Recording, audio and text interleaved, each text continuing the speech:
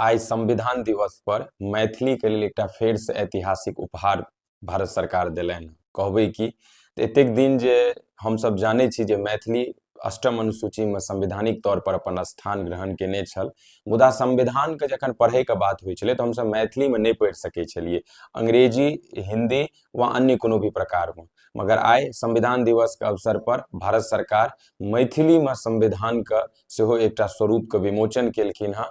मतलब आब समस्त भारत मैथिल बिहार के लोग मैथिली भाषा में, अपन मातृभाषा में संविधान के पढ़ि सकैत अछि और आरो नीक जकाँ ओकर जे नियम कानून धारा छै ओकरा नीक जकाँ जानि सकै छथि।